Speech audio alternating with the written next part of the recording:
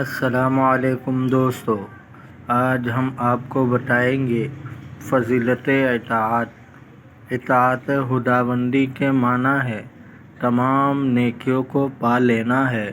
اللہ تعالیٰ نے قرآن مجید کی متعدد آیات میں لوگوں کو اس بات کی ترغیب دی ہے اور اسی لیے انبیاء کرام کو مبعوث فرمایا تاکہ لوگوں کو نفس کی تاریکیوں سے نکال کر اللہ تعالیٰ کی مغفرت کی روشنی میں لائے اور وہ اس جنت سے نفع اندوز ہو جو نیکیوں کے لیے تیار کی گئی ہے کہ اس جیسی جنت کسی آنکھ نے نہیں دیکھی، کسی کان نے نہیں سنی اور کسی دل میں اس کا تصور بھی نہیں گزرا۔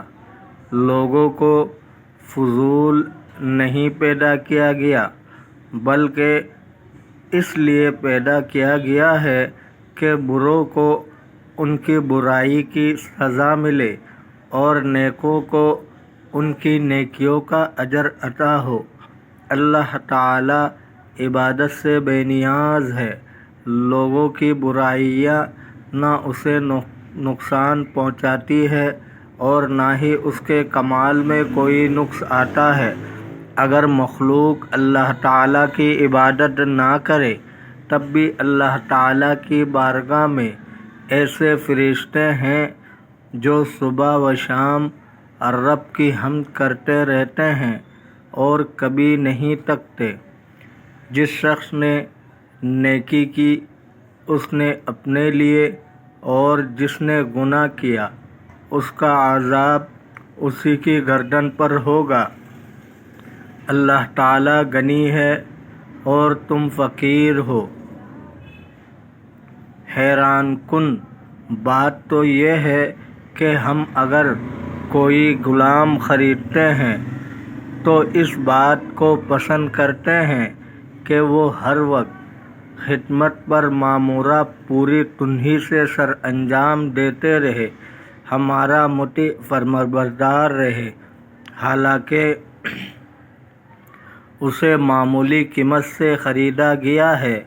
اس کی ایک غلطی پر اسے دشمن سمجھ لیتے ہیں، بے انتہا غصہ کرتے ہیں، اس کا کانا بند کر دیتے ہیں، اسے آنکھوں سے دور کر دیتے ہیں یا پھر اسے بیچ دیتے ہیں، لیکن ہم اسے مالک حقیقی کی اطاعت نہیں کرتے جس نے ہمیں بہترین صورت میں پیدا کیا ہے۔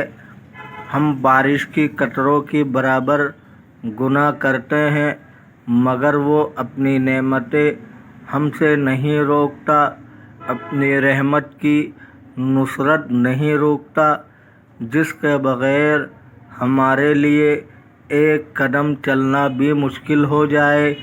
اگر وہ چاہے تو ہمیں ایک گناہ کے بدلے پکڑنے پر قادر رہے مگر وہ ہمیں مہلت دیتا ہے تاکہ ہم توبہ کریں اور وہ توبہ قبول فرما کر ہمارے گناہوں کو بخش دے، ہمارے عیوب ڈھانپ لے۔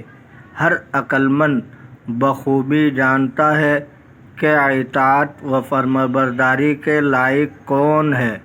وہ اسی ذات کی طرف متوجہ ہوتا ہے، اسی کے دامن رحمت میں پناہ ڈھونڈتا ہے۔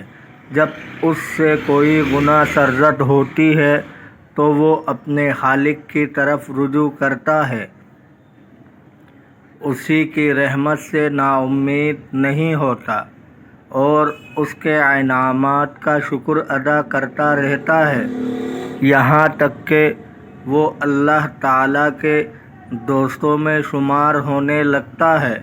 جب اسے موت آتی ہے تو وہ دیدار الہی کا مشتاق اور رب بے نیاز اس سے ملاقات کی خواہشمند ہوتا ہے۔ حضرت ابو درداء رضی اللہ تعالیٰ عنہ نے حضرت کعب رضی اللہ تعالیٰ عنہ سے کہا، مجھے تو رات کی ایک خاص آیت سناؤ۔ انہوں نے جواب میں یہ آیت سنائی۔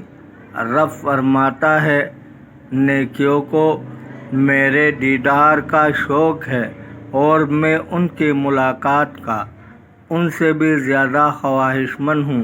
حضرت کعب نے کہا، اس آیت کی حاشیہ میں لکھا ہوا تھا، جس نے مجھے تلاش کیا پا لیا، جس نے کسی اور کو ڈھونڈا وہ میرے دیدار سے محروم رہا۔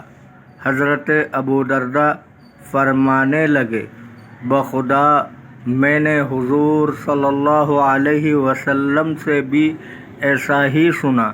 دوستو، اگر آپ کو ویڈیو اچھی لگی ہے تو لائک کریں، چینل کو سبسکرائب کریں، اپنی بہت سارے خیال رکھیے گا۔ ملتے ہیں اگلے ویڈیو میں۔ اللہ حافظ۔